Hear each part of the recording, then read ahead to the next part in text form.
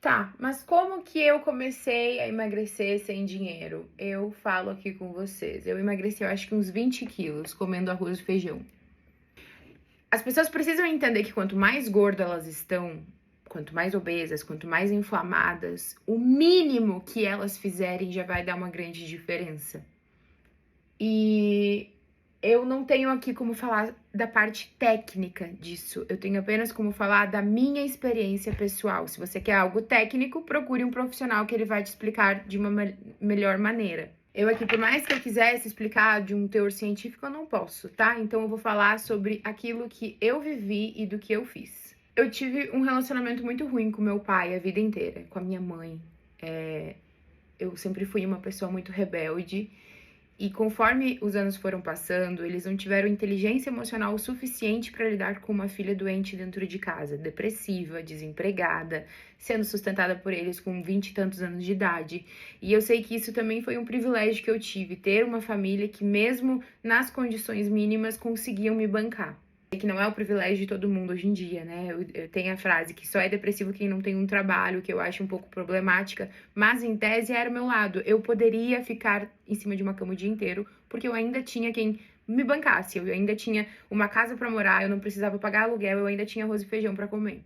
Meus pais se divorciaram, isso é assunto para outro vídeo também, e eu fiquei um pouco perdida, porque eu sempre fui...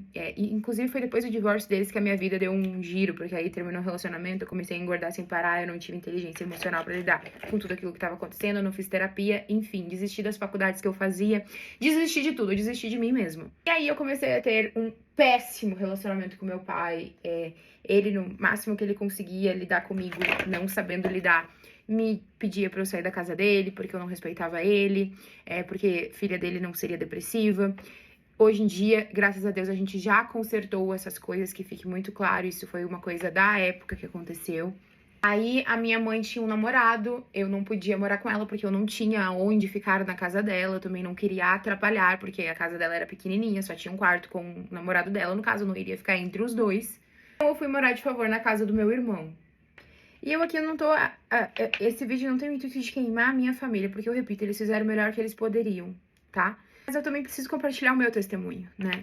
Eu tinha muita vergonha de pedir ajuda pro meu irmão por causa da minha cunhada, que é a esposa dele. Meu irmão tinha obrigação de sustentar e dar o melhor conforto possível para a esposa dele, não para a irmã.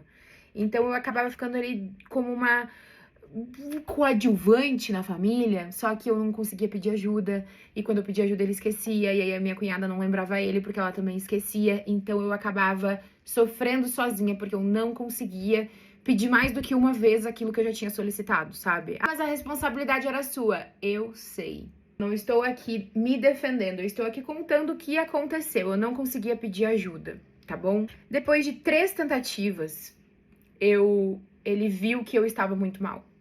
Depois da terceira, que foi a que ele presenciou, que ele me ajudou, foi a vez que ele pegou e me abraçou e disse: agora a gente vai procurar um médico, minha irmã. Eu não sabia que tu estava da maneira que tu está. Uma coisa é eu imaginar que tu não estava bem, outra coisa é eu ver com os meus olhos a tua situação. Ter esse grupo de apoio, seja irmão, seja amigo, seja qualquer pessoa, é muito importante, porque eu vi que, embora eu achasse que eu estava incomodando as pessoas, elas estavam mais preocupadas em me ajudar do que eu ser de fato um fardo para elas. A partir disso, eu comecei a tomar antidepressivo. Foi o primeiro medicamento que eu tomei nessa fase de emagrecimento foi antidepressivo, tarja preta, eu acho, tarja vermelha, não sei. E comecei a fazer o básico. Qual é que é o básico ali, no final de contas, então? Enrolou e não falou. Tomar água e comer menos.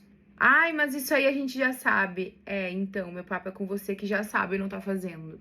Falta quantos quilos pra você ganhar, pra você entender que se você não fazer o básico, você não vai sair de onde você está. Você vai ficar doente. Você ainda vai continuar sendo a vítima da sua história, você ainda vai continuar sendo a piada das outras pessoas. E desculpa, eu acho que você não nasceu pra isso. Chega, sabe? Chega de dizer: ai, eu não emagreço porque eu não tenho dinheiro pra comprar uma alface. Eu também não tinha. Ai, mas eu não consigo tomar água sem ser com gás. Essa desculpa eu também colocava. Você é um adulto, cara. Tá na hora de agir como tal. Sim, eu queria muito pegar, eu tô aqui falando, né, em tese, com alguém que não tá bem. Eu sei que eu deveria agir aqui com amor e tudo mais, né, do jeito que Jesus nos ensina na Bíblia, sempre ensinar com amor. Mas eu também tenho realidade, por quê? Porque eu já estive no seu lugar, que às vezes o amor vem em forma de tipo assim, acorda, ou senão nada vai mudar na sua vida. Vai tomar um copo d'água antes de você pegar seu celular de manhã cedo. O que você tá fazendo com o seu cérebro? Qual o tipo de dopamina que você tá colocando nele no momento que você acorda? A gente se entope de dopamina errada, a gente acha que a gente sempre vai ser um fracasso na vida porque a gente não tem dinheiro, porque a gente não tem trabalho, porque a gente não tem amigo e tudo mais. Aí eu te pergunto, pensando desse jeito, não tomando nenhum tipo de ação pra mudar, o que você acha que vai mudar na sua vida? Quantos quilos você acha que você vai perder comendo um McDonald's de madrugada? Gente, desculpa, o básico, foi isso que eu fiz. Tomei muita água. Quando eu tava com muita fome, eu chorava de raiva. Eu chorava de raiva de existir. Eu chorava de raiva de ser eu mesma, mas eu tomava água. Eu emagreci 20 quilos, eu acho que em 2 meses, tomando água e comendo arroz e feijão. E sim, eu sei que é um privilégio ter arroz e feijão. Mas era o que eu fazia. Você fazia exercício físico? Eu não tinha joelho. Meu joelho, a cada passo que eu dava,